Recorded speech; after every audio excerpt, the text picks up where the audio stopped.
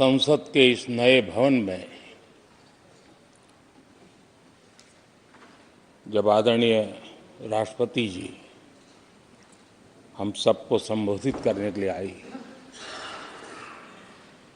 और जिस गौरव और सम्मान के साथ सेंगोल पूरे प्रोसेसन का नेतृत्व कर रहा है और हम सब उसके पीछे पीछे चल रहे थे। नए सदन में ये नई परंपरा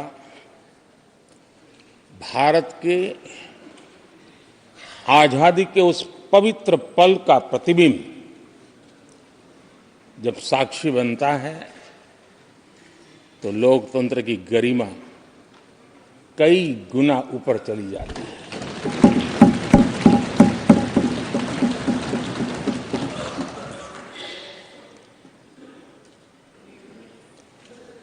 ये 75वां गणतंत्र दिवस, इसके बाद संसद का नया भवन, सेंगोल की अगुवाई, ये सारा दृश्य अपने आप में बहुत ही प्रभावी था।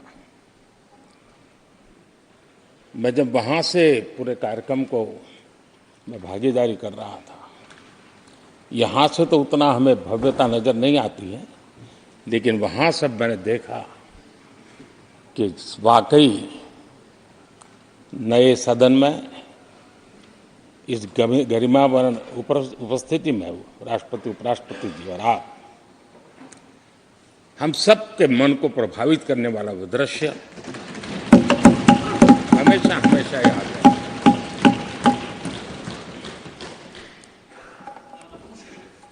जिन माननीय करीब 60 से ज़्यादा माननीय सदस्यों ने राष्ट्रपति जी के आभार प्रस्ताव पर अपने अपने विचार रखे हैं, मैं विनम्रता के साथ अपने अपने विचार व्यक्त करने वाले सभी अपने माननीय सांसदगण का आभार व्यक्त करता हूं। मैं विशेष रूप से विपक्ष ने जो संकल्प लिया है उसकी सराहना करता हूं। उनके भाषण के एक एक बात से मेरा और देश का विश्वास पक्का हो गया है कि इन्होंने लंबे अरसे तक वहां रहने का संकल्प ले लिया।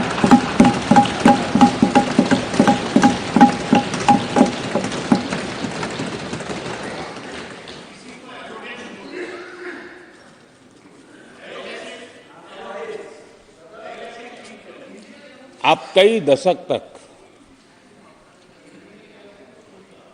जैसे यहां बैठे थे वैसे ही कई दशक तक वहां बैठने का आपका संकल्प, और जनता जनार्दन तो ईश्वर का रूप होती है,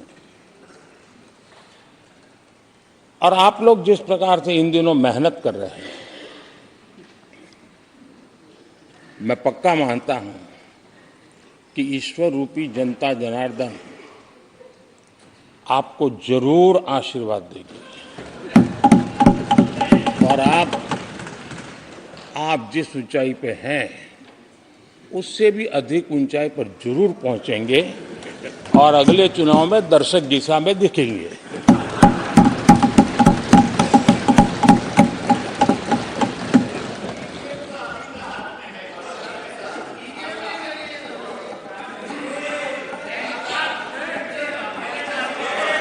अधीर रंजन जी, इस बार आपने आपका कॉन्ट्रैक्ट उनको दे दिया है क्या?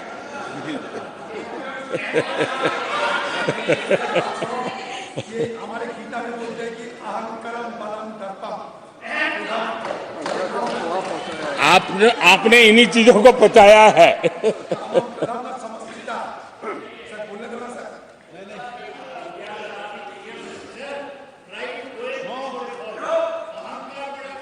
आदरणीय अध्यक्ष महोदय,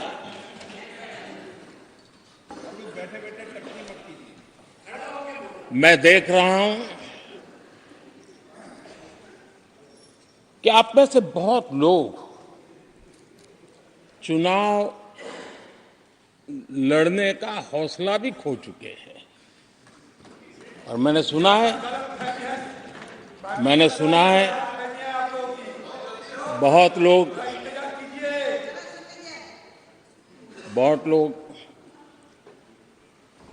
पिछली बार भी सीट बदली, इस बार भी कुछ सीट बदलने की फिराक में हैं।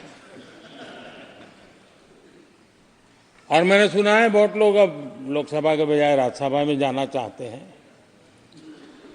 तो स्थितियों का आकलन करके वो अपना अपना रास्ता ढूंढ रहे हैं। आदरणीय अध्यक्ष जी, राष्ट्रपति जी का भाषण एक प्रकार से तथ्यों के आधार पर, हकीकतों के आधार पर एक बहुत बड़ा दस्तावेज है जो देश के सामने राष्ट्रपति जी ने प्रस्तुत किया। और इस पूरे दस्तावेज को आप देखेंगे तो उन हकीकतों को समेटने का प्रयास किया है जिससे देश किस स्पीड से प्रगति कर रहा है, किस स्केल के साथ गतिविधियों का विस्तार हो रहा है, उसका लेखा जोखा आदरणीय राष्ट्रपति जी ने प्रस्तुत किया है। आदरणीय राष्ट्रपति जी ने भारत के उज्जवल भविष्य को ध्यान में रखते हुए 4 मजबूत स्तंभों पर हम सबका ध्यान केंद्रित किया है। और उनका सही आकलन है कि देश के 4 स्तंभ जितने ज्यादा मजबूत होंगे, जितने ज्यादा विकसित होंगे, जितने ज्यादा समृद्ध होंगे, हमारा देश उतना ही समृद्ध होगा, उतना ही तेजी से समृद्ध होगा। और उन्होंने इन 4 स्तंभों का उल्लेख करते हुए देश की नारी शक्ति, देश की युवा शक्ति, देश के हमारे गरीब भाई बहन और देश के हमारे किसान, हमारे मछुआरे, हमारे पशुपालक, उनकी चर्चा की है। इनके सशक्तिकरण के माध्यम से राष्ट्र के विकसित भारत के लक्ष्य को प्राप्त करने की जो राह है, उसका स्पष्ट दिशा निर्देश आदरणीय राष्ट्रपति जी ने कहा है। अच्छा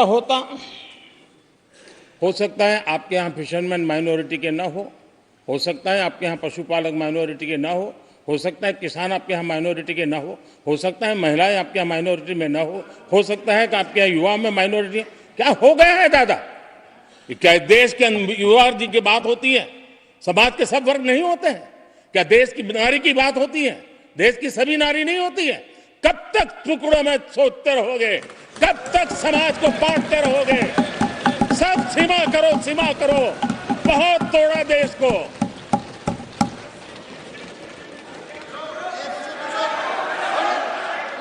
आदरणीय अध्यक्ष जी, अच्छा होता कि जाते जाते तो कम से कम इस चर्चा के दरमियान कुछ सकारात्मक बातें होती, कुछ सकारात्मक सुझाव आते।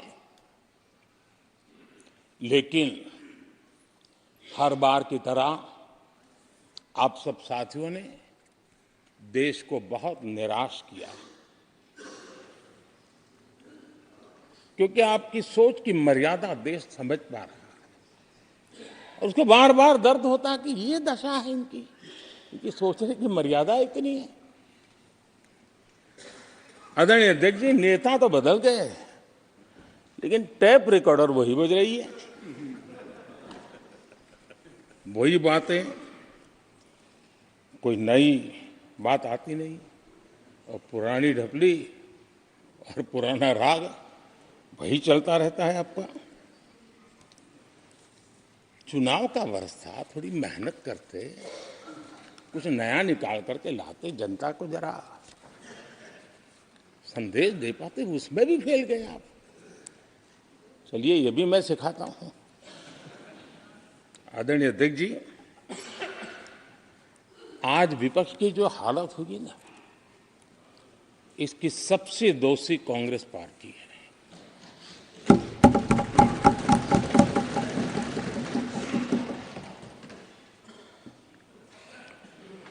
कांग्रेस को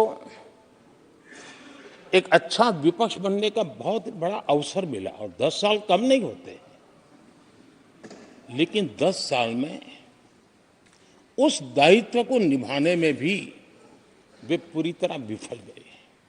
और जब खुद विफल हो गए तो विपक्ष में और भी होनहार लोग हैं, उनको भी उभरने नहीं दिया, क्योंकि फिर मामला और गड़बड़ हो जाए।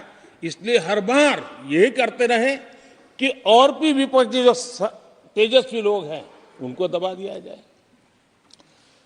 हाउस में कई यंग हमारे माननीय सांसदगण हैं, उत्साह भी उमंग भी है, लेकिन अगर वो बोलें, उनकी छवि उभर जाए, तो शायद किसी की छवि बहुत दब जाए। उस चिंता में इस यंग जनरेशन को मौका न मिले, हाउस को ही चलने नहीं दिए गए। यानी एक प्रकार से इतना बड़ा नुकसान कर दिया है, खुद का भी, विपक्ष का भी, संसद का भी और देश का भी। और इसलिए, और मैं हमेशा चाहता हूं कि देश को एक स्वस्थ अच्छे विपक्ष की बहुत जरूरत है।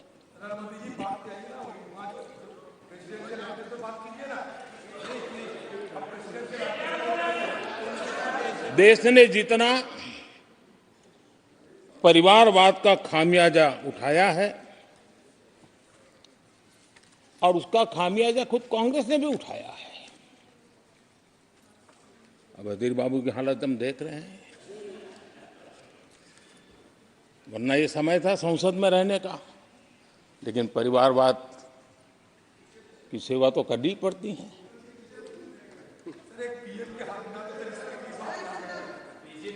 आदरणीय अध्यक्ष जी, अब हालत देखिए, हमारे खरगे जी इस सदन से उस सदन शिफ्ट हो गए, और गुलाम नबी जी तो पार्टी से ही शिफ्ट कर गए। ये सब परिवारवाद के भेंट चढ़ गए। एक ही प्रोडक्ट बार बार लॉन्च करने के चक्कर में कांग्रेस की दुकान ताला लगने की नौबत आ गई है। और ये दुकान हम नहीं कह रहे, आप लोग कह रहे हैं। आप लोग कहते हैं दुकान खोलिए, सब जगह पे बोलते हैं, दुकान को ताला लगने की बात आई।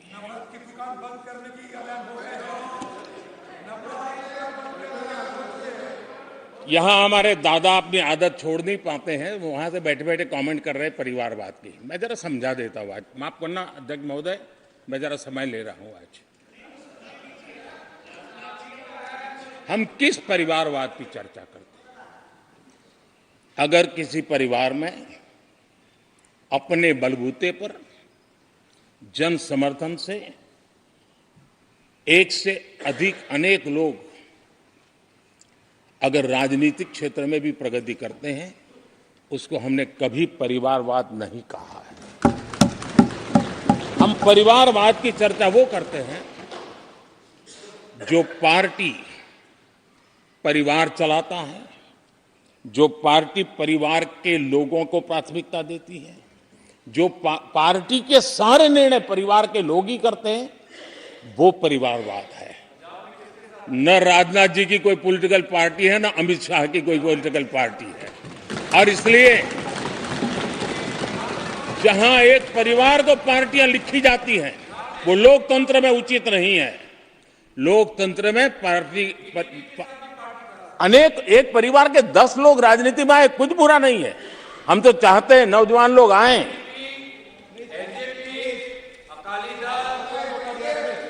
हम भी चाहते हैं ये इसकी चर्चा करिए। हमारे साथ, आपके साथ मेरा विषय नहीं है। देश के लोकतंत्र के लिए परिवारवादी राजनीति, पारिवारिक पार्टियों की राजनीति, ये हम सबकी चिंता का विषय होना चाहिए। और इसलिए मैं किसी परिवार के 2 लोग अगर प्रगति करते हैं, उसको तो मैं स्वागत करूंगा। 10 लोग प्रगति करें, मैं स्वागत करूंगा। देश में जितनी नई पीढ़ी अच्छे लोग आए, स्वागत योग्य है। सवाल यह है कि परिवार ही पार्टियां चलाती है। पक्का है कि ये अध्यक्ष नहीं होगा तो उसका बेटा होगा, ये नहीं होगा तो उसका बेटा होगा। ये लोकतंत्र का खतरा है। और इसलिए अच्छा हुआ दादा, थैंक यू। ये विषय कभी बोलता नहीं था, आज बोल दिया मैंने। आदरणीय अध्यक्ष जी, एक ही प्रोडक्ट को बार बार लॉन्च करने का भरपूर प्रयास हो रहा है।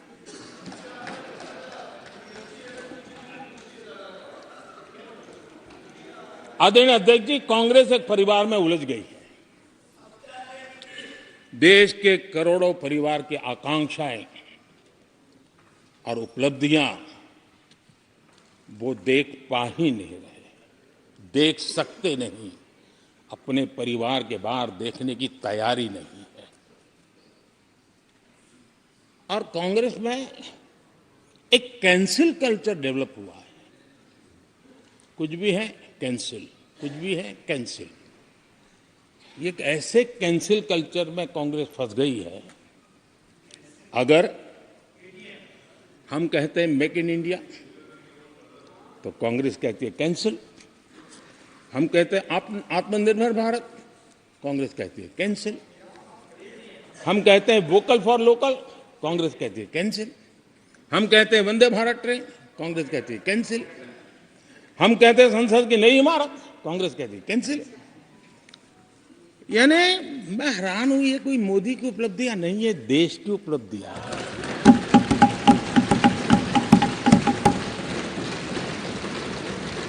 इतनी नफरत कब तक पाले रखोगे? और उसके कारण देश की सफलताएं, देश के अचीवमेंट, उसको भी कैंसिल करके आप बैठ गए हो।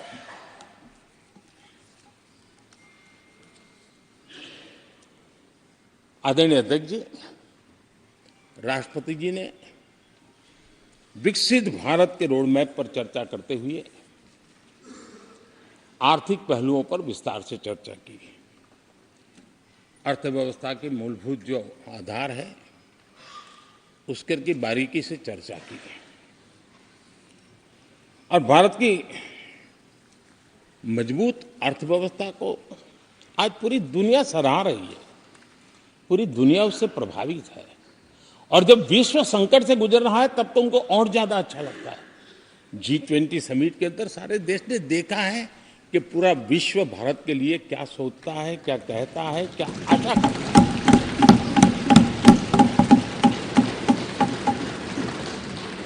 और इन सारे 10 साल के कार्यकाल के अनुभव के आधार पर आज की मजबूत अर्थव्यवस्था को देखते हुए जिस तेज गति से भारत विकास कर रहा है, उसकी बारीकियों को जानते हुए मैं विश्वास से कहता हूं, और इसीलिए मैंने कहा है कि हमारे तीसरे टर्म में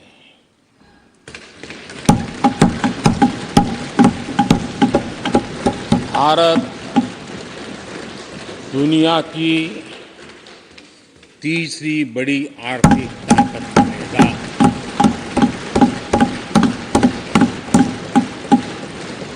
और ये मोदी की गारंटी है।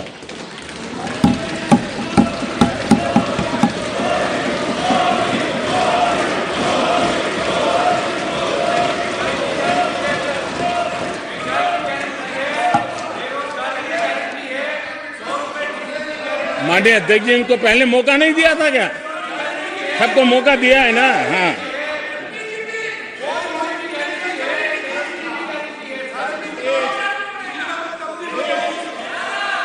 आदरणीय अध्यक्ष जी,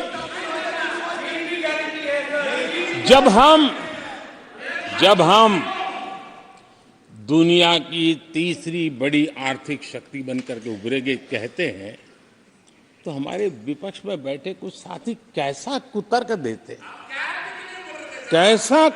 देते हैं। वो कहते हैं इसमें क्या है, ये तो अपने आप हो जाएगा। क्या कमाल है आप लोगों की। मोदी का क्या है, ये तो अपने आप हो जाएगी।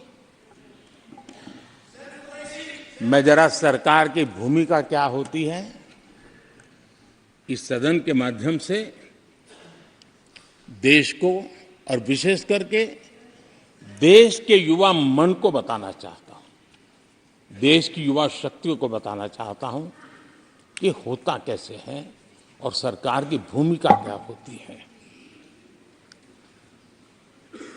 आदरणीय अध्यक्ष जी, 10 साल पहले 2014 में फरवरी महीने में जो इंटरिम बजट आया था, उस समय कौन लोग बैठे थे आपको तो मालूम ही है, देश को भी मालूम है। जो 10 साल पहले इंटरिम बजट आया था, उसे पेश करते समय उस समय के वित्त मंत्री ने जो कहा था, मैं उसको कोट कर रहा हूं, और एक एक शब्द बड़ा मूल्यवान है जी।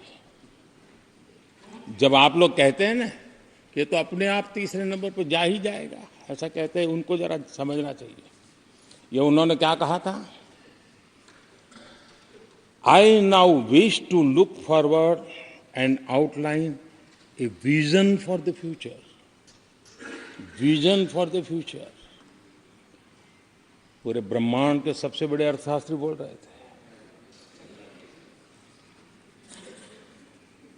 I now wish to look forward and outline a vision for the future. आगे कहते हैं, I wonder how many have noted the fact that India's economy, in terms of the size of its GDP, is the 11th largest in the world. यानी 2014 में 11 number पहुंचने पर क्या गौरवगान होता था। आज 5 पर पहुंच गए और आपको क्या हो गया, क्या हो गया। आदरणीय अध्यक्ष जी, आदरणीय अध्यक्ष जी, आदरणीय अध्यक्ष जी, आदरणीय अध्यक्ष जी, आदरणीय अध्यक्ष जी, आदरणीय अध्यक्ष जी, मैं आगे पढ़ रहा हूं। गोगोई जी, थैंक यू, आपने अच्छा कहा। मैं आगे पढ़ रहा हूं, ध्यान से सुनिए साथियों, ध्यान से सुनिए। उन्होंने कहा था is the 11th largest in the world. बड़ा गौरव का बात था। There are great things in the store. आगे वो कह रहे हैं there are great things in store. फिर आगे कहते हैं, there is a well argued view that in the next 3 decades, India's nominal GDP will take the country to the 3rd rank after the US and China. उस समय ये ब्रह्मांड के बड़े अर्थशास्त्री कह रहे थे कि तीसरे नंबर पर 30 साल में हम पहुंच जाएंगे। 30 साल। और फिर कहा था ये मेरा विजन, जो मैं मनमोहन सिंह नहीं थे उस वक्त, मनमोहन सिंह नहीं थे। बहुत लोग हैं जो ये ख्यालों में रहते हैं वो ब्रह्मांड के सबसे बड़ी अर्थशास्त्री है। ये लोग 2014 में कह रहे हैं और विजन क्या देखते हैं? 2044 यानी 2044 तक तीसरी अर्थव्यवस्था की बात, ये इनकी सोच, ये इनकी मर्यादा, सपना भी देखने का सामर्थ्य खो चुके थे लोग। संकल्प तो दूर की बात थी। 30 साल का इंतजार करने के लिए मेरे देश की युवा पीढ़ी को कह कर गए थे, लेकिन हम आज आपके सामने विश्वास से खड़े हैं, इस पवित्र सदन में खड़े हैं, और मैं आपको विश्वास दिलाता हूं कि 30 साल हम नहीं लगने देंगे। ये मोदी की गारंटी है। मेरे तीसरे कार्यकाल में देश दुनिया की तीसरी आर्थिक शक्ति बन जाए।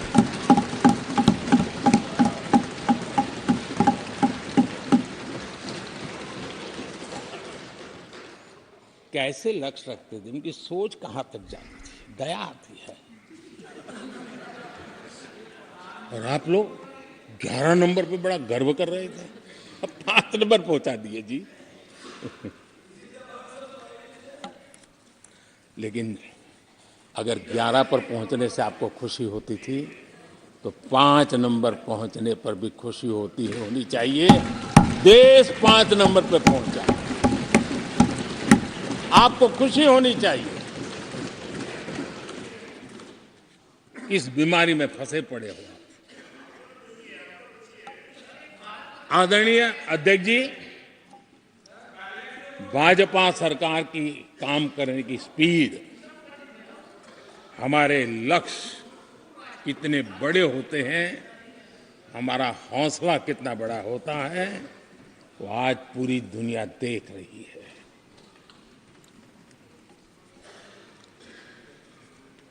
और आदरणीय अध्यक्ष जी, एक कहावत है, हमारे उत्तर प्रदेश में खास एक कहावत कही जाती है, 9 दिन चले 2.5 कोस।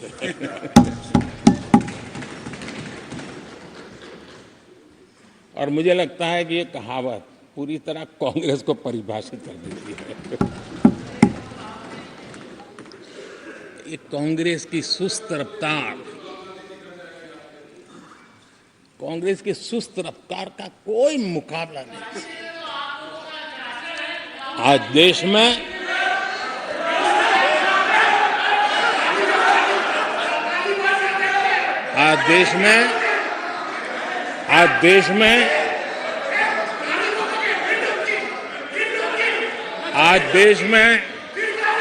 जिस रफ्तार से काम हो रहा है, कांग्रेस सरकार इस रफ्तार की कल्पना भी नहीं कर सकती। आदरणीय अध्यक्ष जी,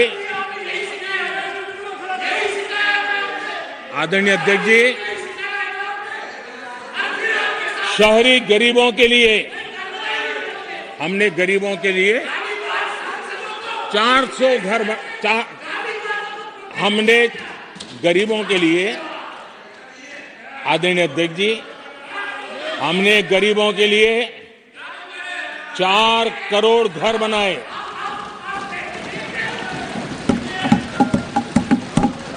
और शहरी गरीबों के लिए 80 लाख पक्के मकान शहरी गरीबों के लिए बने।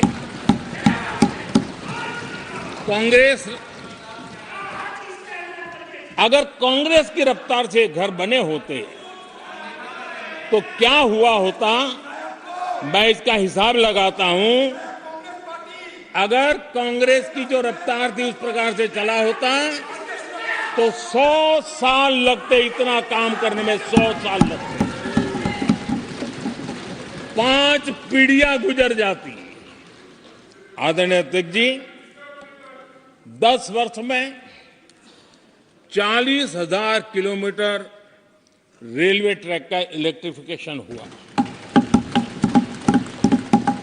अगर कांग्रेस की रफ्तार से देश चलता, इस काम को करने में 80 साल लग जाते। एक प्रकार से 4 पीढ़ियां गुजर जाती है। आदरणीय अध्यक्ष जी, हमने 17 करोड़ अधिक गैस कनेक्शन दिए। ये मैं 10 साल का हिसाब दे रहा हूं। अगर कांग्रेस की चाल से चलते तो ये कनेक्शन देने में और 60 साल लग जाते। 3 पीढ़ियां धुएं में खाना पकाते पकाते गुजर जाती। आदरणीय अध्यक्ष जी, हमारी सरकार ने सैनिटेशन कवरेज 40% से 100% तक पहुंची है। अगर कांग्रेस की रफ्तार होती तो ये काम होते होते 60-70 साल और लगते और कम से कम 3 पीढ़ियां गुजर जाती, लेकिन गारंटी नहीं होता कि नहीं होता। आदरणीय अध्यक्ष जी, कांग्रेस की जो मानसिकता है, जिसका देश को बहुत नुकसान हुआ है, कांग्रेस ने देश के सामर्थ्य पर कभी भी विश्वास नहीं किया। वे अपने आप को शासक मानते रहे और जनता जनार्दन को हमेशा कमतर आंकते गए, छोटा आंकते गए। आदरणीय अध्यक्ष जी, देश के नागरिकों के लिए कैसा सोचते थे, मैं जानता हूं, मैं नाम बोलते ही उनको जरा चुभन होगी, लेकिन 15 अगस्त लाल किले से प्रधानमंत्री नेहरू ने जो कहा था वो मैं जरा पढ़ता हूं। लाल किले से भारत के प्रथम प्रधानमंत्री ने जो कहा था वो पढ़ रहा हूं, नेहरू जी ने। उन्होंने कहा था, हिंदुस्तान में काफी मेहनत करने की आदत आम तौर से नहीं है। हम इतना काम नहीं करते जितना कि यूरोप वाले या जापान वाले या चीन वाले या रूस वाले या अमेरिका वाले करते हैं। ये नेहरू जी लाल किले से बोल रहे हैं। यह न समझिए, यह न समझिए कि यह न समझिए कि वह कौमें,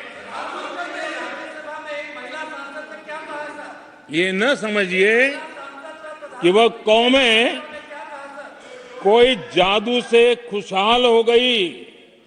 वो मेहनत से हुई है और अक्ल से हुई है। ये उनको सर्टिफिकेट दे रहे हैं, भारत के लोगों को नीचा दिखा रहे हैं।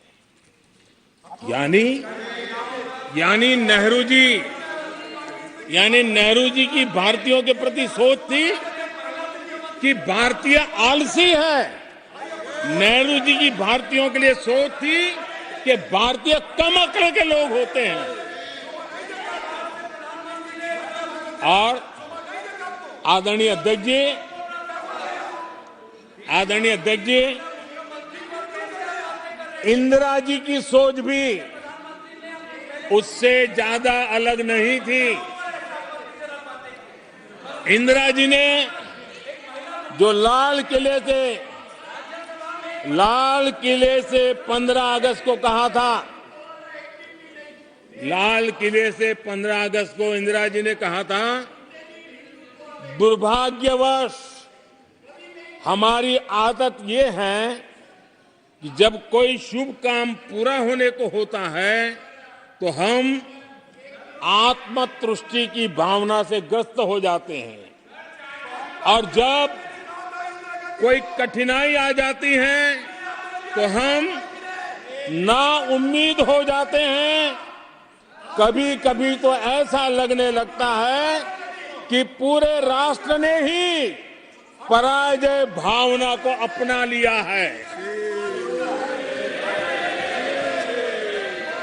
आज कांग्रेस के लोगों को देख करके लगता है कि इंदिरा जी भले देश के लोगों का आकलन सही न कर पाए, लेकिन कांग्रेस का एकदम सटीक आकलन उन्होंने किया।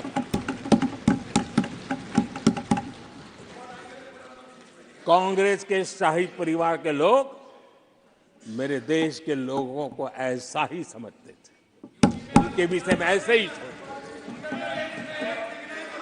और आज भी वही सोच देखने को मिलती है। माननीय अध्यक्ष जी,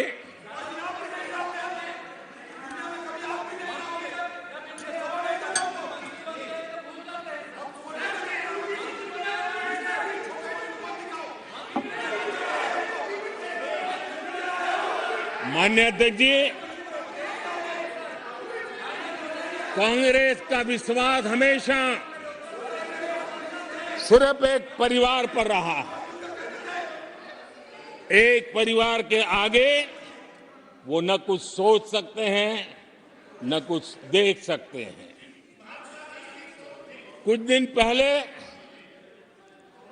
भानुमति का कुनबा जोड़ा,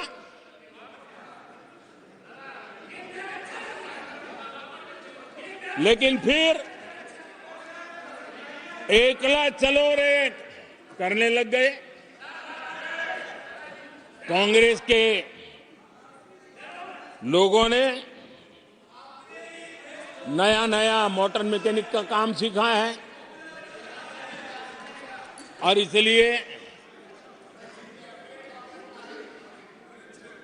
अलाइनमेंट क्या होता है उसका ज्ञान तो हो गया होगा, लेकिन मैं देख रहा हूं अलायंस का ही अलाइनमेंट बिगड़ गया।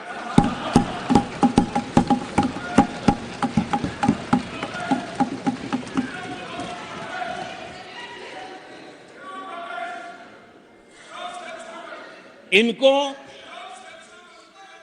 अपने इस कुनबे में अगर एक दूसरे पर विश्वास नहीं है तो ये लोग देश पर विश्वास कैसे करेंगे। आदरणीय अध्यक्ष जी, हमें देश के सामर्थ्य पर भरोसा है, हमें लोगों की शक्ति पर भरोसा है। आदरणीय अध्यक्ष जी, देश की जनता ने हमें जब पहली बार सेवा करने का अवसर दिया तो हमने पहले कार्यकाल में यूपीए के समय के जो गड्ढे थे वो गड्ढे भरने में हमारा काफी समय और शक्ति लगी। हम पहले कार्यकाल में वो गड्ढे भरते रहे। हमने दूसरे कार्यकाल में नए भारत की नींव रखी और तीसरे कार्यकाल में हम विकसित भारत को निर्माण को नई गति देंगे। आदरणीय अध्यक्ष जी, पहले कार्यकाल में हमने स्वच्छ भारत, उज्ज्वला,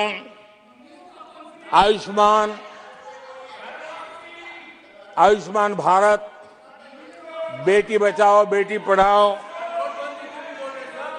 उसी प्रकार से सुगम्य भारत, डिजिटल इंडिया, ऐसे कितने ही जनहित के कामों को अभियान का स्वरूप देकर के आगे बढ़ाए।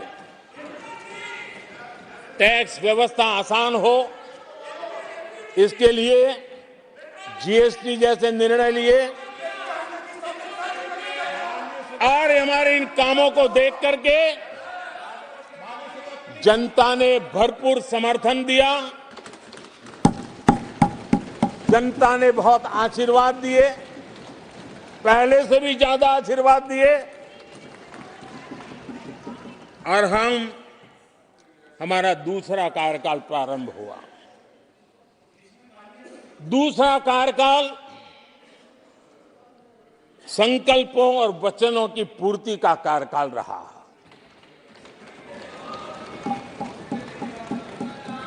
जिन उपलब्धियों का देश लंबे समय से इंतजार कर रहा था, वो सारे काम हमने दूसरे कार्यकाल में पूरे होते देखे। हम सबने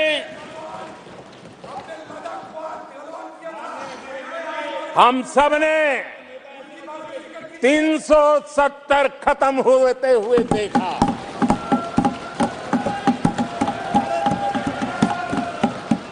इन्हीं माननीय सांसदों के आंखों के सामने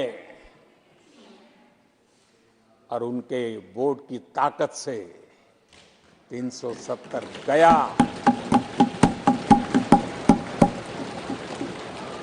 नारी शक्ति वंदन अधिनियम ये दूसरे कार्यकाल में कानून बना। आदरणीय अध्यक्ष जी, अंतरिक्ष से लेकर के ओलंपिक तक सशस्त्र बलों से संसद तक नारी शक्ति के सामर्थ्य की गूंज होने लगी।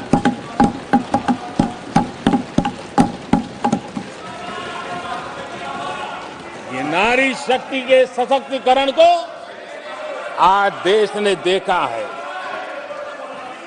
आदरणीय अध्यक्ष जी,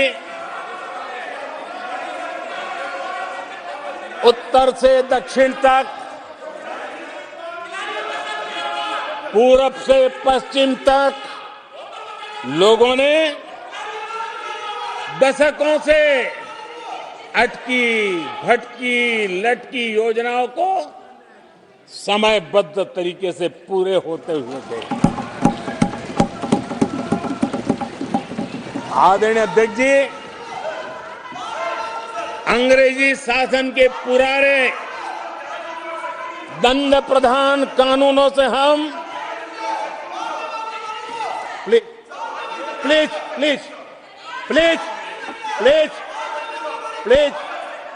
माननीय सदस्यगण, सदन के नेता बोल रहे हैं, आपको प्लीज आप समझाइए। सदन के नेता बोल रहे हैं, आपको मैंने सबको पर्याप्त समय पर्याप्त अवसर दिया था। यह तरीका गलत है, यह हमें मर्यादा बना के रखना पड़ेगा। प्लीज बैठे बैठे कोई टिप्पणी नहीं करेगा। Please please please please no, गलत तरीका, गलत तरीका। माननीय प्रधानमंत्री जी,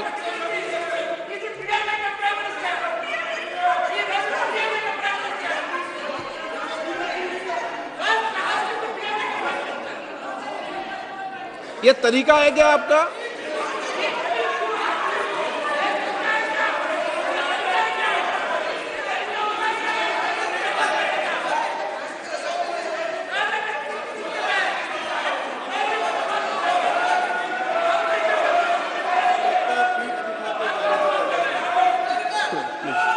प्लीज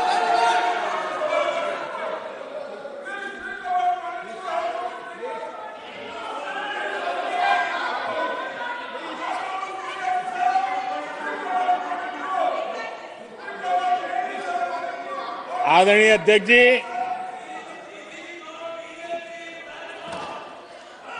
अंग्रेजी शासन के पुराने कानून जो दंड प्रधान थे, उन दंड प्रधानों से के कानूनों से हट करके हमने न्याय संहिता तक प्रगति की।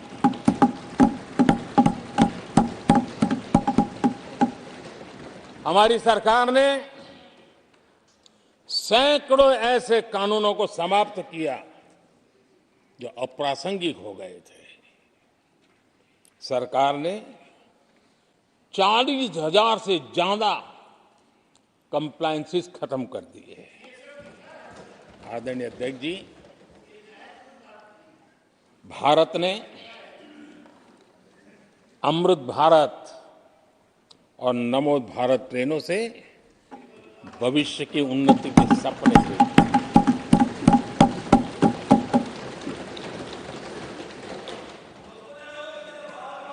आदरणीय अध्यक्ष जी, देश के गांव-गांव ने, देश के कोटि-कोटि जनों ने विकसित भारत की संकल्प यात्रा देखी है और सैचुरेशन के पीछे कितनी मेहनत की जाती है, उसके हक की चीज उसको मिले, उसके दरवाजे दस्तक देकर के देने का प्रयास देश पहली बार देख रहा है।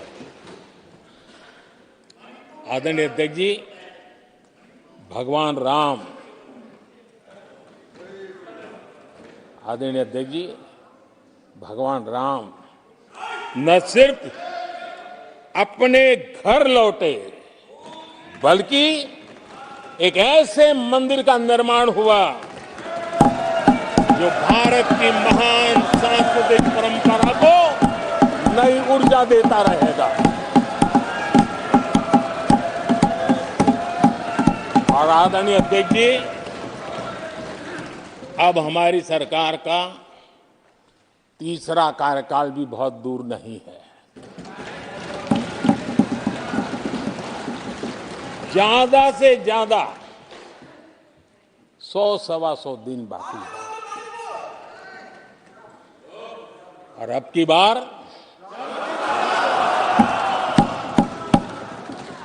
पूरा देश कह रहा है, अब की बार खड़गे जी भी कह रहे हैं। लेकिन अध्यक्ष जी,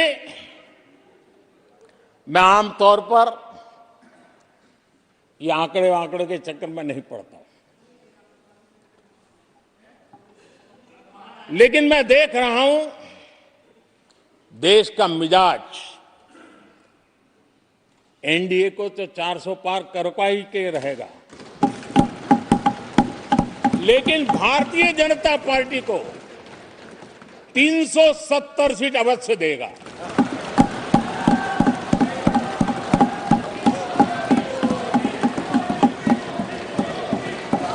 बीजेपी को 370 सीट और एनडीए को 400 पार।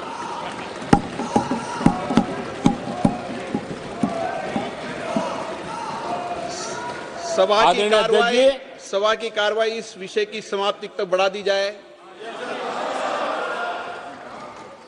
आदरणीय अध्यक्ष जी, हमारा तीसरा कार्यकाल बहुत बड़े फैसलों का होगा।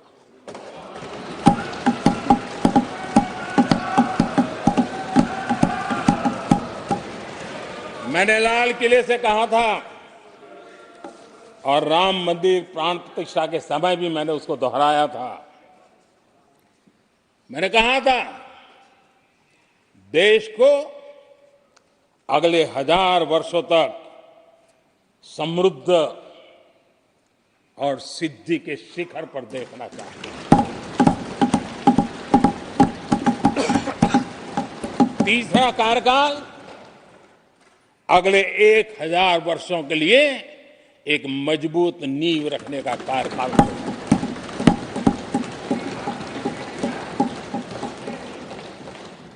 आदरणीय अध्यक्ष जी, मैं भारतवासियों के लिए, उनके भविष्य के लिए बहुत ही विश्वास से भरा हुआ है। मेरा देश के 140 करोड़ नागरिकों के सामर्थ्य पर अपार भरोसा है, मेरा बहुत विश्वास है।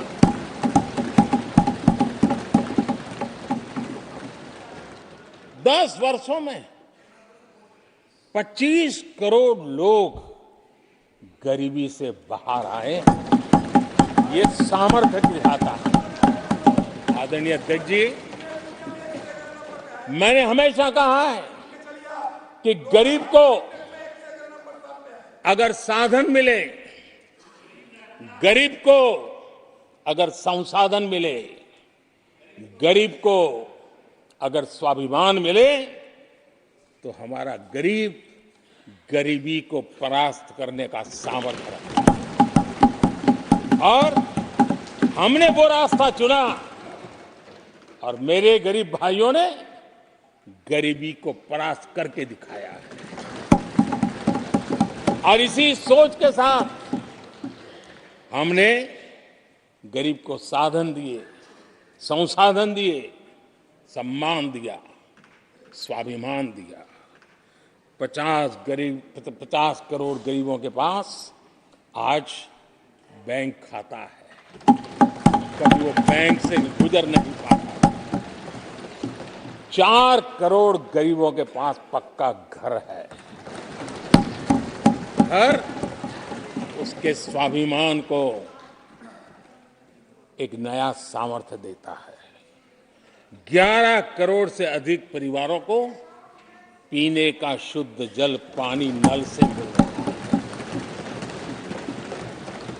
55 करोड़ से अधिक गरीबों को आयुष्मान भारत कार्ड मिला है। घर में कोई भी बीमारी आ जाए, उस बीमारी के कारण फिर से वो गरीबी की तरफ लुढ़क न जाए, उसको भरोसा है कितनी भी बीमारी क्यों ना आ जाए, मोदी बैठा है। 80 करोड़ लोगों को मुफ्त अनाज की सुविधा दी गई है। आदरणीय अध्यक्ष जी, मोदी ने उनको पूछा जिनको पहले कोई पूछता तक नहीं था। देश में पहली बार रेहड़ी पटरी वाले साथियों के बारे में सोचा गया। पीएम स्वनिधि योजना से आज वो ब्याज के चक्कर से बाहर निकले, बैंक से पैसे लेकर अपने कारोबार को बढ़ा रहे हैं। देश में पहली बार हाथ का हुनर जिनका सामर्थ्य है, जो राष्ट्र का निर्माण भी करते हैं, ऐसे मेरे विश्वकर्मा साथियों के बारे में सोचा गया। उनको आधुनिक टूल, आधुनिक ट्रेनिंग, पैसों की मदद, विश्व एक मार्केट उनके लिए खुल जाए, ये मेरे विश्वकर्मा भाइयों के लिए हमने कहा। देश में पहली बार पीबीटीजी यानी जनजातियों में भी अति पिछड़े जो हमारे भाई बहन हैं, संख्या बहुत कम है, वोट के हिसाब से किसी को नजर नहीं जाती। हम वोट से परे हैं, हम दिलों से जुड़े हैं और इसलिए पीबीटीजी जातियों के लिए पीएम जनमन योजना बना करके उनके कल्याण का मिशन मोड में काम उठाया है। इतना ही नहीं, सरहद के जो गांव थे जिनको आखिरी गांव करके छोड़ दिया गया था, हमने वो आखिरी गांव को पहला गांव बना करके विकास की पूरी दिशा बदल दी है। आदरणीय अध्यक्ष जी, मैं जब बार बार मिलेट्स की वकालत करता हूं, मिलेट्स की दुनिया के अंदर जाकर के चर्चा करता हूं, G20 के देशों के साथ लोगों के सामने गर्व के साथ मिलेट्स परोसता हूं, उसके पीछे मेरे दिल में 3 करोड़ से ज्यादा मेरे छोटे किसान हैं जो मिलेट्स की खेती करते हैं। इनका कल्याण, इससे हम जुड़े हुए हैं। आदरणीय अध्यक्ष जी, जब मैं वोकल फॉर लोकल की बात करता हूं, जब मैं मेक इन इंडिया की बात करता हूं, तब मैं करोड़ों गृह उद्योग, लघु उद्योग, कुटीर उद्योग, उससे जुड़े हुए मेरे लाखों परिवारों के साथ उनके कल्याण के लिए सोचता हूं। आदरणीय अध्यक्ष जी, खादी, कांग्रेस पार्टी ने उसको भुला दिया, सरकारों ने भुला दिया। आज मैं खादी के ताकत देने में सफलतापूर्वक आगे बढ़ा हूं, क्योंकि खादी के साथ, हैंडलूम के साथ करोड़ों बुनकरों की जिंदगी लगी हुई है। मैं उनके कल्याण को देखता हूं। आदरणीय अध्यक्ष जी, हमारी सरकार हर कोने में गरीबी को निकालने के लिए, गरीब को समृद्ध बनाने के लिए अनेक विविध प्रयासों को कर रही है। जिनके लिए वोट बैंक ही था, उनके लिए उनका कल्याण संभव नहीं था। हमारे लिए उनका कल्याण राष्ट्र का कल्याण है और इसलिए हम उसी रास्ते पर चल पड़े। आदरणीय अध्यक्ष जी, कांग्रेस पार्टी ने, यूपीए सरकार ने ओबीसी समुदाय के साथ भी कोई न्याय नहीं किया, अन्याय किया। इन लोगों ने ओबीसी नेताओं का अपमान करने में कोई कोर कसर नहीं छोड़ी है। कुछ दिन पहले जब कर्पूरी ठाकुर जी को भारत रत्न दिया, हमने वो सम्मान किया। लेकिन याद करिए, उस कर्पूरी ठाकुर अति पिछड़े समाज से ओबीसी समाज के उस महापुरुष के साथ क्या व्यवहार हुआ था,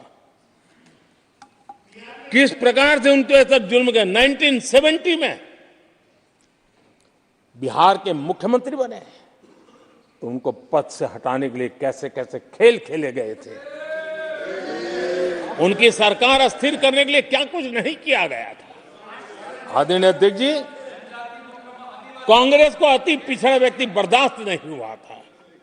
1987 में जब कांग्रेस के पास पूरे देश में उनका झंडा फहरता था, सत्ता ही सत्ता थी, तब उन्होंने कर्पूरी ठाकुर को प्रतिपक्ष के नेता के रूप में स्वीकार करने से मना कर दिया। और कारण क्या दिया? वो संविधान का सम्मान नहीं कर सकते। जिस कर्पूरी ठाकुर ने पूरा जीवन लोकतंत्र के सिद्धांतों के लिए, संविधान की मर्यादाओं के लिए खपा दिया, उनका अपमान करने का काम कांग्रेस पार्टी ने किया था। आदरणीय अध्यक्ष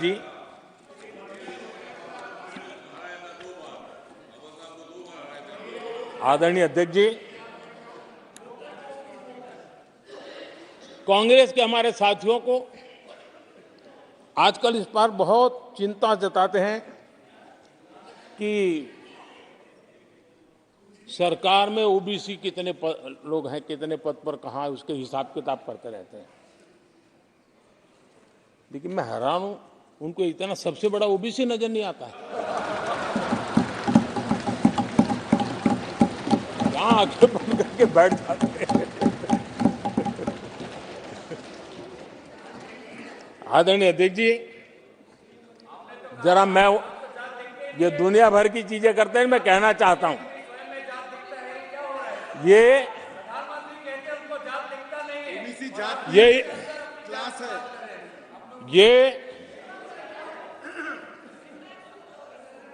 यूपीए के समय एक एक्स्ट्रा कॉन्स्टिट्यूशनल बॉडी बनाई गई थी, जिसके सामने सरकार की कुछ नहीं चलती थी।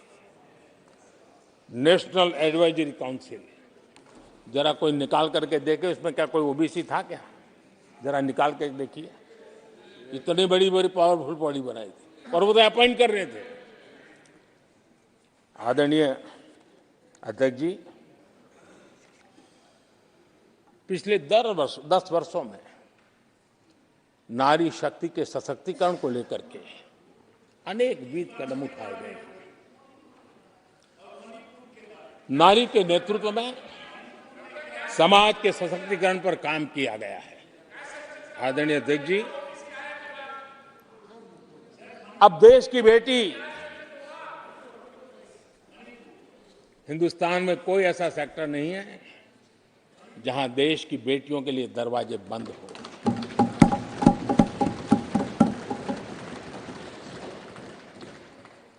आज हमारे देश की बेटियां फाइटर जेट भी उड़ा रही हैं और हमारे देश की सीमाओं को भी सुरक्षित रख रही है। आदरणीय अध्यक्ष महोदय, ग्रामीण व्यवस्था, अर्थव्यवस्था हमारी, women self help group 10 crore बहनें जुड़ी है और आर्थिक गतिविधि करती है और ग्रामीण अर्थव्यवस्था को वो नई ताकत दे रही है। और मुझे आज खुशी है कि इन प्रयासों का परिणाम है कि आज करीब करीब 1 करोड़ लखपति दीदी आज देश में बनी। और जब मेरी उनसे बातें होती है, उनका जो आत्मविश्वास देखता हूं, मेरा पक्का विश्वास है हम जिस तरह आगे बढ़ रहे हैं, आने वाले हमारे कार्यकाल में 3 करोड़ लखपति दीदी हमारे देश के अंदर देखेंगे। आप कल्पना कर सकते हैं गांव की अर्थव्यवस्था को कितना बड़ा बदलाव हो जाएगा। आदरणीय अध्यक्ष जी, हमारे देश में बेटियों के संबंध में जो पहले सोच थी, समाज के घर में घुस गई थी, दिमाग में भी घुस गई थी, आज वो सोच कितनी तेजी से बदल रही है। थोड़ा सा बारीकी से देखेंगे तो हमें पता चलेगा कितना बड़ा सुखद बदलाव आ रहा है। पहले अगर बेटी का जन्म होता था तो चर्चा होती थी, अरे खर्चा कैसे उठाएंगे, उसको कैसे पढ़ाएंगे, उसके आगे की जिंदगी का एक प्रकार से कोई बोझ है, ऐसी चर्चाएं हुआ करती थी। आज बेटी पैदा होती है तो पूछा जाता है, अरे सुकन्या समृद्धि अकाउंट खुला कि नहीं खुला। बदलाव। आदरणीय जी, पहले सवाल होता था प्रेग्नेंट होने पर नौकरी नहीं कर पाओगे। पहले ये बात होती थी प्रेग्नेंट होने पर नौकरी नहीं कर पाओगे। आज कहा जाता है 26 हफ्ते की पेड लीव और बाद में भी अगर चाहिए तो मिलेगी। ये बदलाव होता है।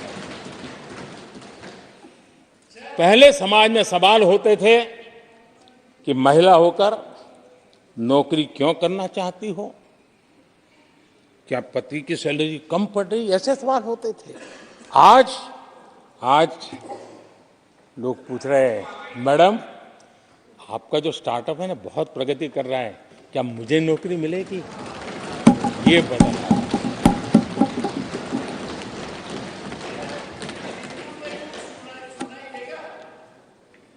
आदरणीय अध्यक्ष जी, एक समय था जब सवाल पूछा जाता था कि बेटी की उम्र बढ़ रही है, शादी कब करोगे।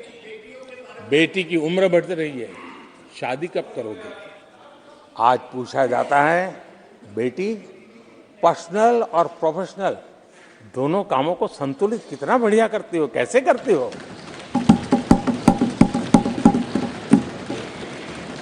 आदरणीय अध्यक्ष जी, एक समय था घर में कहा जाता था कि घर के मालिक घर पे है कि नहीं है, ऐसा पूछा जाता था। घर के मुखिया को बुलाइए, ऐसा कहते थे। आज किसी के घर जाते हैं तो घर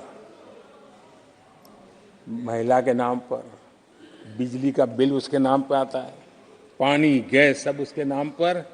तो परिवार के मुखिया की जगह आज मेरी माताएं बहन।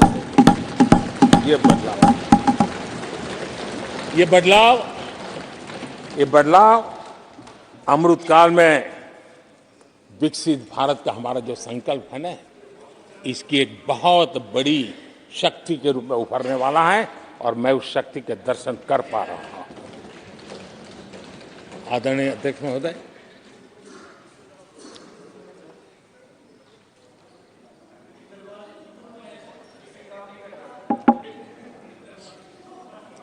किसानों के लिए आंसू बहाने की आदत मैंने बहुत देखी है। किसानों के साथ कैसा कैसा विश्वासघात किया गया है, ये देश ने देखा है। कांग्रेस के समय कृषि के लिए कुल वार्षिक बजट होता था 25,000 करोड़ रुपया। आदरणीय अध्यक्ष जी, हमारी सरकार का बजट है 1.25 लाख करोड़ रुपया। आदरणीय अध्यक्ष जी, कांग्रेस ने अपने 10 साल के कार्यकाल में 7 लाख करोड़ रुपया का धान और गेहूं किसानों से खरीदा था। हमने 10 वर्ष में करीब 18 लाख करोड़ का धान गेहूं। कांग्रेस सरकार ने दलहन और तिलहन की खरीदी नाम मात्र कभी कहीं की हो तो की हो, हमने 1.25 करोड़ रुपए से भी अधिक का दलहन और तिलहन खरीद किया है। हमारे कांग्रेस के साथियों ने पीएम किसान सम्मान निधि का मड़ा उड़ाया, और जब मैंने मेरी पहली टर्म में ये योजना शुरू की थी तो मुझे याद है कि झूठा नैरेटिव की जो फैशन चल पड़ी है, गांव में जाके कहा जाता था कि देखिए ये मोदी के पैसे मत लेना, ये चुनाव एक बार जीत गया तो सारे पैसे ब्याज समेत तुमसे वापस मांगेगा। ऐसा झूठ फैलाया गया था, किसानों को इतना मूर्ख बनाने की कोशिश की गई थी। आदरणीय अध्यक्ष जी, पीएम किसान सम्मान निधि 2,80,000 करोड़ रुपए हमने भेजे। पीएम फसल बीमा योजना 30,000 रुपया का प्रीमियम, और उसके सामने 1.5 लाख करोड़ रुपया मेरे किसान भाई बहनों को दिया। कांग्रेस ने अपने शासनकाल में कभी भी मछुआरे पशुपालक की तो नामो निशान नहीं था उनके काम में। पहली बार इस देश में मछुआरों के लिए अलग मंत्रालय बना, पशुपालन के लिए अलग मंत्रालय बना। पहली बार पशुपालक को, मछुआरों को किसान क्रेडिट कार्ड दिया गया ताकि कम ब्याज से उसको बैंक से पैसा मिल सके, वो अपना कारोबार बढ़ा सके। किसान और मछुआरों की चिंता सिर्फ जानवरों की नहीं होती है, जिंदगी का एक महत्वपूर्ण हिस्सा है। आर्थिक चक्र को चलाने में इन पशुओं की भी बहुत बड़ी भूमिका होती है। हमने फुट एंड माउथ डिसीज, उससे हमारे पशुओं को बचाने के लिए 50 करोड़ से ज्यादा टीके लगाए हैं, पहले कभी सोचा नहीं। आदरणीय अध्यक्ष महोदय, आज भारत में युवाओं के लिए जितने नए अवसर बने हैं, ये पहले कभी नहीं बने। आज पूरी वोकेबलरी बदल गई है, शब्द पूरे जो पहले कभी सुनने को नहीं मिलते थे, वो बोलचाल के सहज दुनिया में शब्द आ चुके हैं। आज चारों तरफ स्टार्टअप्स की गूंज है, यूनिकॉर्न्स चर्चा में है। आज डिजिटल क्रिएटर्स एक बहुत बड़ा वर्ग हमारे सामने है। आज गीग इकोनॉमी की चर्चा हो रही है। ये युवाओं के जुबान पर ये नए भारत की नई वोकेबलरी है, ये नई आर्थिक साम्राज्य की नए परिवेश है, नई पहचान है। ये सेक्टर युवाओं के लिए रोजगार के लाखों नए अवसर बना रहे हैं। 2014 से पहले डिजिटल इकोनॉमी की साइज ना के बराबर थी, बहुत ज्यादा उसकी चर्चा भी नहीं थी। आज भारत दुनिया की डिजिटल इकोनॉमी है, अग्रणी है। लाखों युवा इससे जुड़े हैं,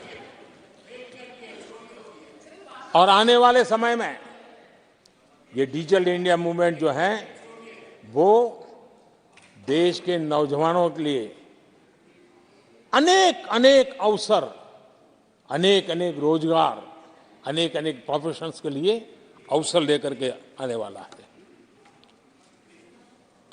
आदरणीय अध्यक्ष जी, आज Bharat made in India phone दुनिया में पहुंच रहे हैं। दुनिया में हम नंबर 2 बन गए हैं, और एक तरफ सस्ता मोबाइल प्राप्त हुआ है और दूसरी तरफ सस्ता डेटा। इन दोनों ने एक बहुत बड़ा रिवॉल्यूशन लाया है देश में, और दुनिया में हम जिस कीमत पे आज हमारे नौजवानों को ये प्राप्त करवा रहे हैं, सबसे कम कीमत पर करवा रहे हैं, और वो एक कारण बना है।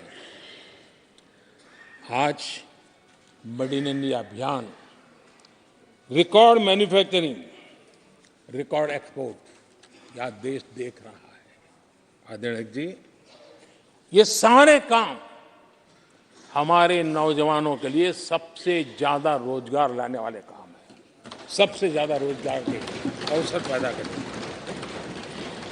आदरणीय अध्यक्ष महोदय, 10 वर्ष में टूरिज्म सेक्टर में अभूतपूर्व उछाल आया है।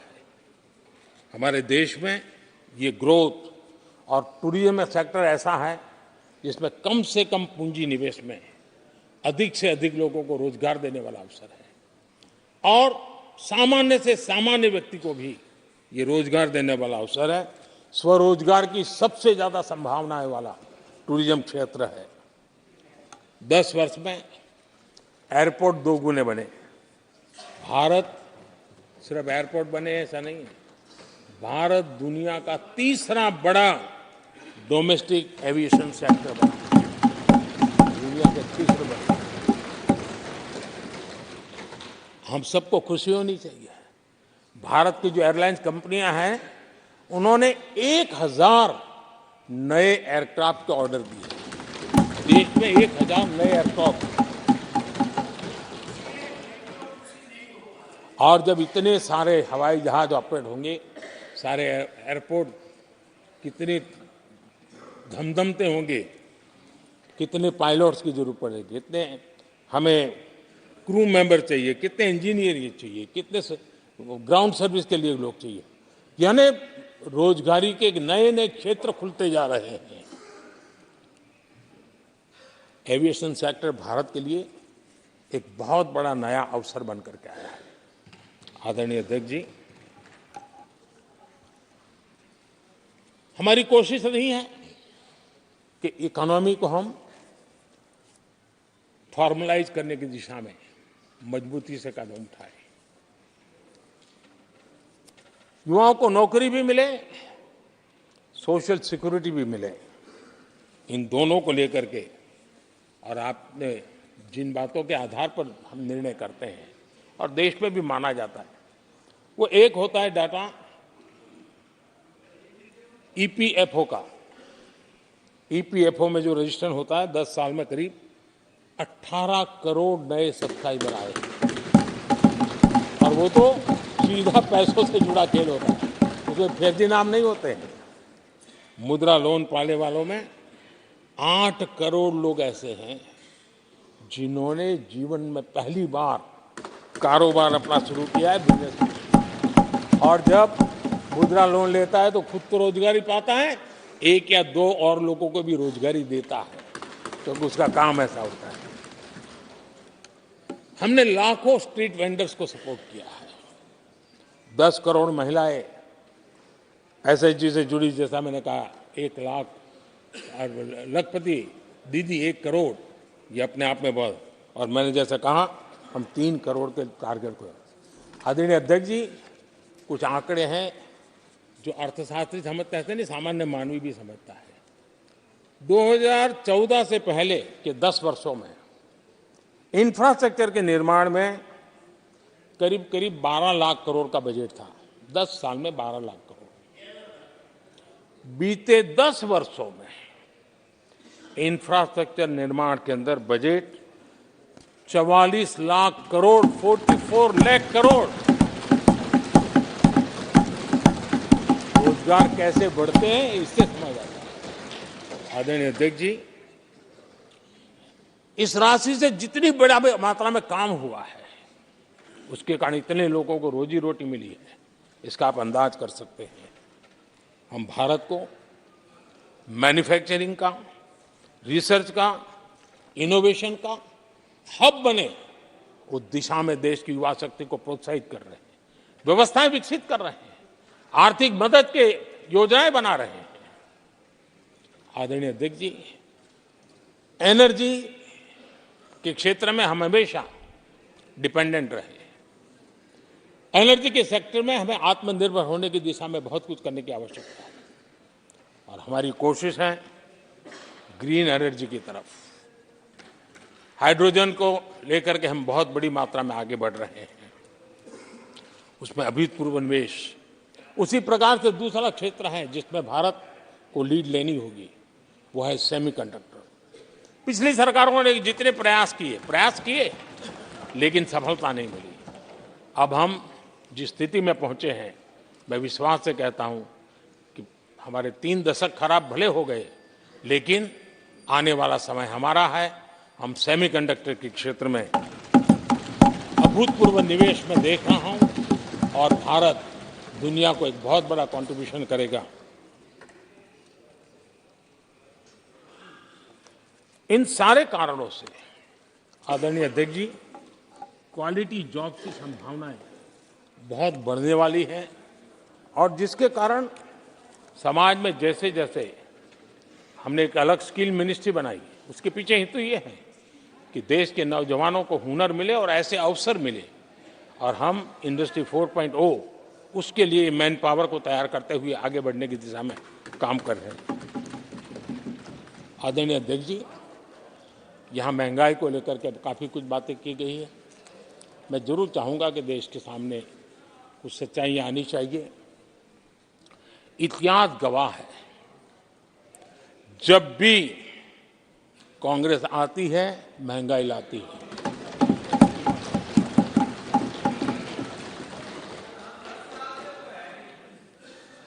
मैं कुछ वक्तव्य इस सदन में आज कहना चाहता हूं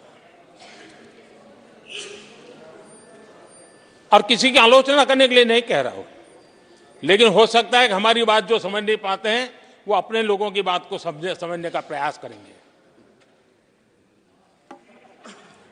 कहा गया था कभी, और किसने कहा था वो मैं बाद में कहूंगा, हर चीज की कीमत बढ़ जाने की वजह से मुसीबत फैली है, आम जनता उनमें फंसी है। ये स्टेटमेंट ऑफ फैक्ट किसका है? ये कहा था हमारे पंडित नेहरू जी ने, लाल किले से कहा था उस समय। हर चीज की कीमत बढ़ जाने की वजह से मुसीबत फैली है, आम जनता उनमें फंसी है। ये उस समय की बात है। उन्होंने माना था लाल किले से, चारों तरफ महंगाई बढ़ी है। अब इस वक्तव्य के 10 साल के बाद, नेहरू जी के इस वक्तव्य के 10 साल के बाद, एक और वक्तव्य का कोट आपके सामने रखता हूं। आप लोग, मैं कोट बता रहा हूं, आप लोग आजकल भी कुछ दिक्कतों में हैं, परेशानियों में हैं महंगाई की वजह से। कुछ तो लाचारी है, पूरी तौर से काबू की बात नहीं हो पा रही हमारे इस समय में, हालांकि वो काबू में आएगी। 10 साल के बाद भी महंगाई के यही गीत कहे गए थे, और ये किसने कहा था? फिर से ये नेहरू जी ने कहा था उन्हीं के कार्यकाल में। तब देश का पीएम रहते उन्होंने 12 साल हो चुके थे, लेकिन हर बार महंगाई कंट्रोल में नहीं आ रही है, महंगाई के कारण आपको मुसीबत हो रही है, इसी के गीत गाते रहे थे। आदरणीय अध्यक्ष जी, अब मैं एक और भाषण का हिस्सा पढ़ रहा हूं। जब देश आगे बढ़ता है तो कुछ हद तक कीमतें भी बढ़ती हैं। हमको ये भी देखना है कि जो भी आवश्यक वस्तु हैं उनकी कीमत को कैसे थामे। ये किसने कहा था? इंदिरा गांधी जी ने कहा था। 1974 में जब देश में सारे उन्होंने दरवाजे ताले लगा दिए थे, लोगों को जेल में बंद कर दिया था, 30% महंगाई थी, 30%।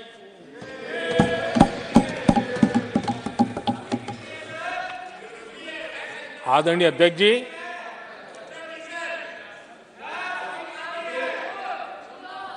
अपने भाषण में यहां तक कहा गया था,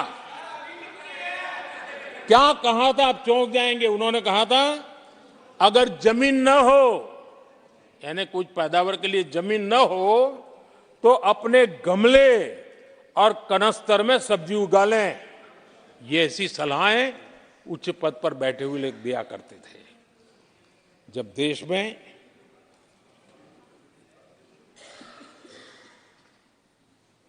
महंगाई को लेकर के 2 गाने सुपर हिट हुए थे हमारे देश में, घर घर गाए जाते थे।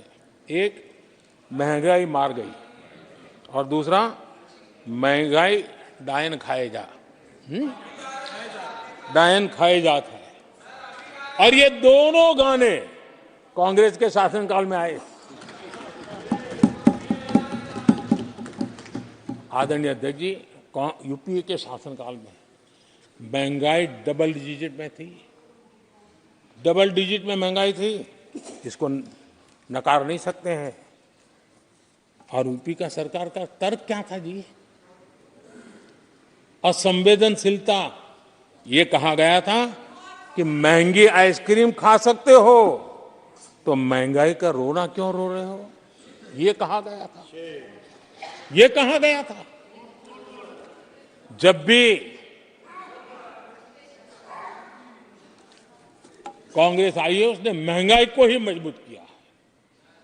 आदरणीय अध्यक्ष जी, हमारी सरकार ने महंगाई को लगातार नियंत्रण में रखा है। दो दो युद्ध के बावजूद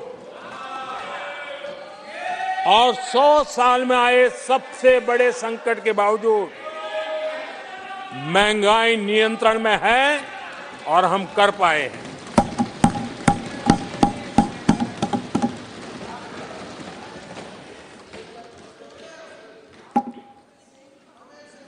आदरणीय अध्यक्ष जी, यहां पर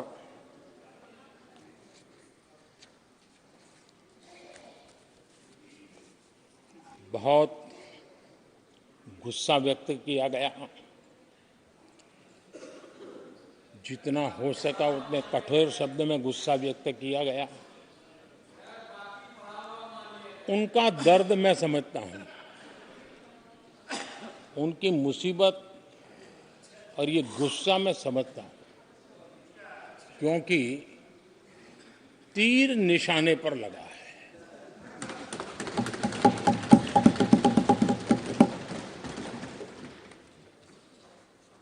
भ्रष्टाचार पर एजेंसियां एक्शन ले रही हैं, उसको लेकर भी इतना गुस्सा, क्या क्या शब्दों का प्रयोग किया जा रहा है।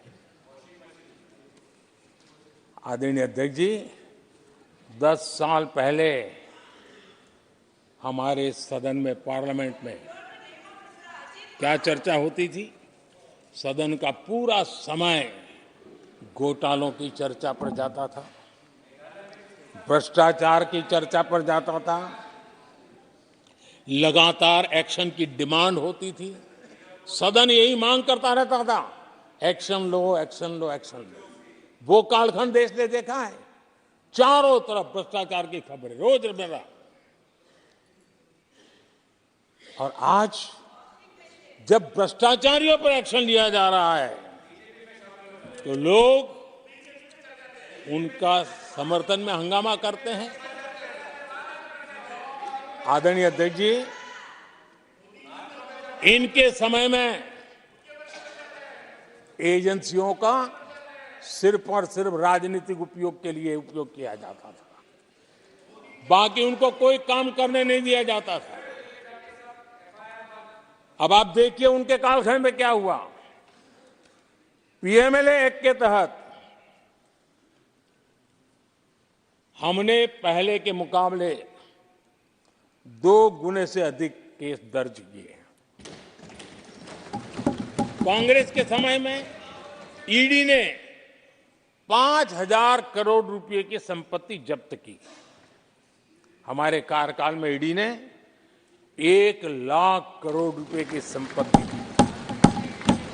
देश का लूटा हुआ माल देना ही पड़ेगा। और जिनका इतना सारा माल पकड़ा जाता हो, नोटों के ढेर पकड़े जाते हो, और अधीर बाबू तो बंगाल से आते हैं, देखे हैं नोटों के ढेर उन्होंने तो किस किस के घर में से पकड़े जाते, किस किस राज्यों में पकड़े जाते थे। ये देश नोटों के ढेर देख देख करके चौंक गया है। लेकिन अब जनता को आप मूर्ख नहीं बना सकते। जनता देख रही है कि किस प्रकार से यूपीए सरकार में जो भ्रष्टाचार की बातें होती थी उसका टोटल 10-15 लाख करोड़ का रहा है, चर्चा होती थी। हमने लाखों करोड़ के घोटाले तो अटकाए, लेकिन उन सारे पैसों को गरीबों के काम लगा दिया, गरीबों के कल्याण के लिए। अब बिचौलियों के लिए गरीबों को लूटना बहुत मुश्किल हो गया है। Direct benefit transfer, Jandhan account, Aadhaar, mobile, उसकी ताकत हमने पहचानी है। 30 लाख करोड़ रुपए से ज्यादा रकम हमने लोगों के खाते में सीधी पहुंचाई। और अगर कांग्रेस के एक प्रधानमंत्री ने कहा था कि 1 रुपया भेजते हैं 15 पैसे पहुंचते हैं, अगर उस हिसाब से मैं देखूं तो हम जो 30 लाख भेजे हैं, अगर उनका जमाना होता तो कितना रुपया कहां चला जाता, इसका हिसाब लगाइए। 15% मुश्किल से लोगों के पास पहुंचता, बाकी सब कहां चला जाता। आदरणीय अध्यक्ष जी, हमने 10 करोड़ फर्जी नाम हटाए हैं। अभी लोग पूछते हैं पहले इतना आंकड़ा था, क्यों कम हुआ? आपने ऐसी व्यवस्था बनाई थी कि जिस बेटी का जन्म नहीं हुआ उसको आपके यहां से विधवा पेंशन जाते थे। और ऐसे सरकारी योजनाओं को मारने के जो रास्ते थे ना, 10 करोड़ फर्जी नाम बंद किए। ये जो परेशानी है ना इन चीजों की है, क्योंकि रोजमर्रा की काय उनकी बंद हो गई है। आदरणीय अध्यक्ष जी, हमने ये फर्जी नामों को हटाने से करीब 3 लाख करोड़ रुपया फर्जी हाथों में जाने से बचाया, गलत हाथों में जाने से बचाया। देश के टैक्स पेयर का पाई बचाना और सही काम में लगाना, इसके लिए हमने जीवन खपा रखे हैं। आदरणीय अध्यक्ष जी, सभी राजनीतिक दलों को भी सोचने की जरूरत है और समाज में भी जो लोग बैठे हैं उनको देखने की जरूरत है। आज देश का दुर्भाग्य है, पहले तो क्लासरूम में भी कोई अगर चोरी करता था, किसी की कॉपी करता था, तो वो भी 10 दिन तक अपना मुंह किसी को दिखाता नहीं था। आज जो भ्रष्टाचार के आरोप जिन पे सिद्ध हो चुके हैं, जो जेलों में समय निकाल करके पैरोल पर आए, आज वॉशिंग मशीन से भी बड़ा कंधे पे लेकर के महिमा मंडन कर रहे हैं ऐसे चोरों का सार्वजनिक जीवन में। कहां ले जाना चाहते हो देश को तुम? जो सजा हो चुकी है, मैं ये तो समझता हूं कि आरोप जो है उनके लिए तो आप सोच सकते हैं, लेकिन जो गुनाह सिद्ध हो चुका है, जो सजा काट चुके हैं, जो सजा काट रहे हैं, ऐसे लोगों का महिमा मंडन करते हो आप? कौन सा कल्चर और देश की भावी पीढ़ी को क्या प्रेरणा देना चाहते हो आप? कौन से रास्ते और ऐसी कौन सी आपकी मजबूरी है?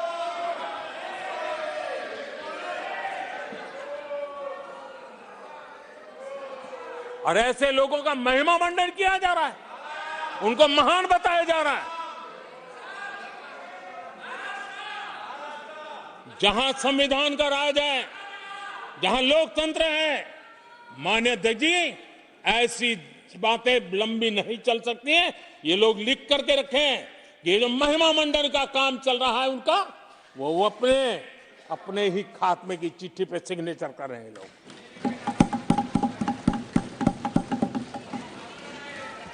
आदरणीय अध्यक्ष जी, जांच करना ये एजेंसियों का काम है। एजेंसियां स्वतंत्र होती हैं और संविधान ने उनको स्वतंत्र रखा हुआ है। और जज करने का काम न्यायाधीश का है, जज करने का काम न्यायाधीश का है, और वो अपना काम कर रहे हैं। और अध्यक्ष जी, मैं इस पवित्र सदन में फिर से दोहराना चाहूंगा, जिसको जितना जुल्म मुझ पर करना है कर ले, मेरी भ्रष्टाचार के खिलाफ लड़ाई चलती रहेगी। जिसने देश को लूटा है उनको लौटाना पड़ेगा, जिन्होंने देश को लूटा है उनको लौटाना पड़ेगा। ये मैं देश को इस सदन की पवित्र जगह से वादा करता हूं। जिसको जो आरोप लगाना है लगा लें, लेकिन देश को लूटने नहीं दिया जाएगा और जो लूटा है वो लौटाना पड़ेगा। आदरणीय अध्यक्ष जी, देश सुरक्षा और शांति का एहसास कर रहा है। पिछले 10 वर्ष की तुलना में सुरक्षा के क्षेत्र में देश आज वाकई सशक्त हुआ है। आतंकवाद, नक्सलवाद एक छोटे दायरे में अब सिमटा हुआ है।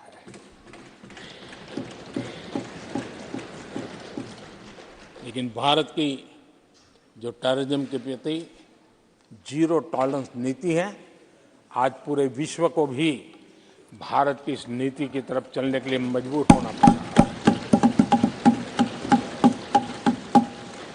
भारत की सेनाएं सीमाओं से लेकर के समंदर तक अपने सामर्थ्य को लेकर के आज भी उनकी थाक है।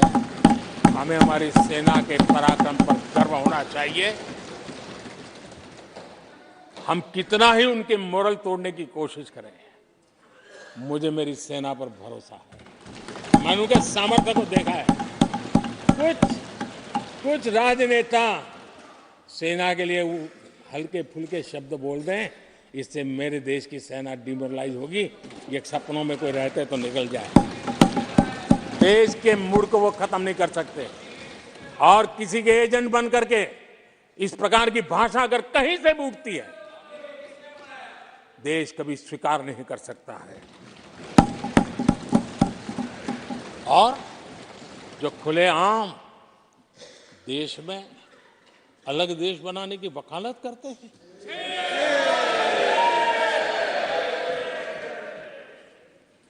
जोड़ने की बातें छोड़ो, तोड़ने की कोशिश करिए। यार, आपके अंदर क्या पड़ा हुआ है? क्या इतने टुकड़े करके अभी भी आपके मन को समाधान नहीं हुआ है? देश के इतने टुकड़े कर चुके हो आप, और टुकड़े करना चाहते हो? कब तक करते रहोगे? आदरणीय अध्यक्ष जी,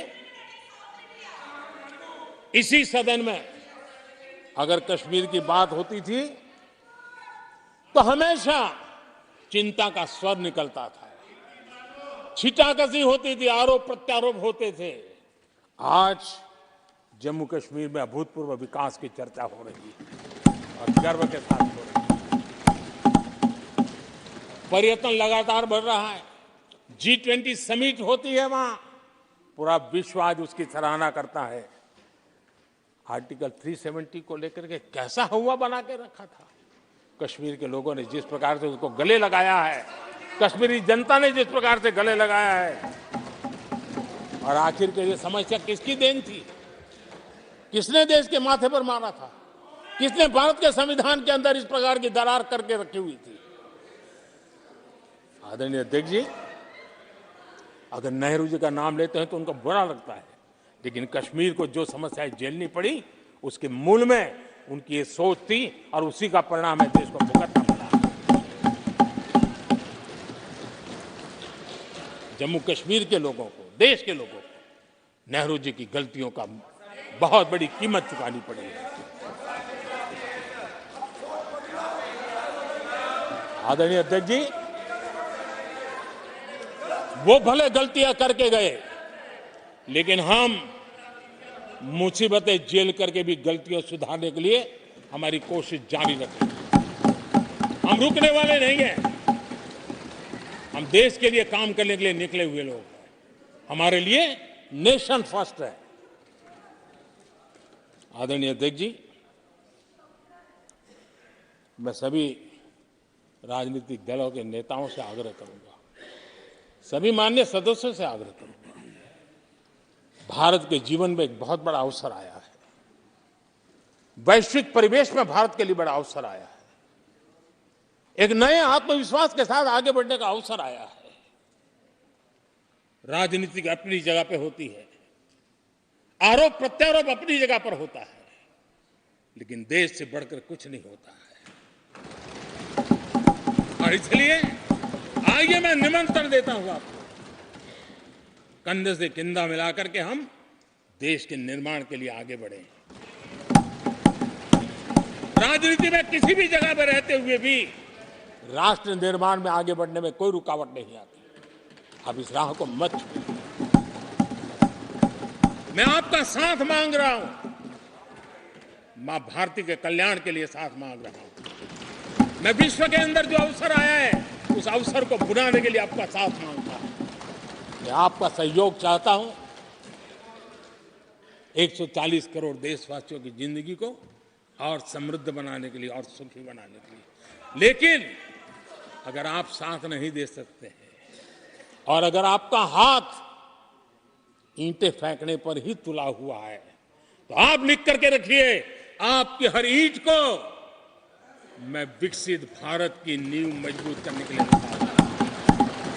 आपके हर पत्थर को मैं विकसित भारत के जो सपनों को लेकर के अब चले उसकी नींव मजबूत करने के लिए मैं लगाऊंगा और देश को हम उस समृद्धि की ओर लेके जाएंगे। जितने पत्थर उछाल लीजिए, आपका हर पत्थर भारत के समृद्ध, भारत के विकसित भारत के सपने को समृद्ध बनाने के लिए हर पत्थर को मैं काम में ले लूंगा। ये भी मैं आपको विश्वास दिलाता हूं। आदरणीय अध्यक्ष जी, मैं जानता हूं साथियों की तकलीफें मैं जानता हूं, लेकिन वो जो कुछ भी बोलते हैं मैं दुखी नहीं होता और दुखी होना भी नहीं चाहिए, क्योंकि मैं जानता हूं ये नामदार है, हम कामदार हैं और हम कामदारों को तो नामदारों से सुनना ही पड़ता है। जी तो नामदार कुछ भी कहते रहें, कुछ भी कहने का उनको तो जन्मजात अधिकार मिले हुए हैं और हम कामदारों को सुनना होता है। हम सुनते भी रहेंगे और देश को सहजते भी रहेंगे, देश को आगे बढ़ाते रहेंगे।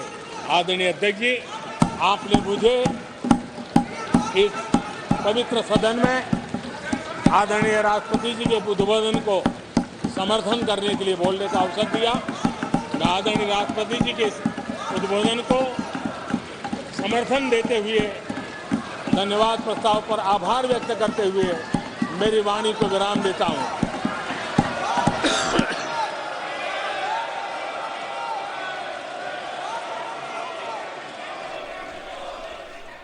तो ये प्रधानमंत्री का लोकसभा में राष्ट्रपति के अभिभाषण का धन्यवाद प्रस्ताव था और लोकसभा चुनावों से पहले सबसे आखिरी भाषण सदन के अंदर प्रधानमंत्री का रहा, जिसमें जमकर उन्होंने विपक्ष पर प्रहार किए और साथ में सरकार की उपलब्धियां यहां पर गिनाई।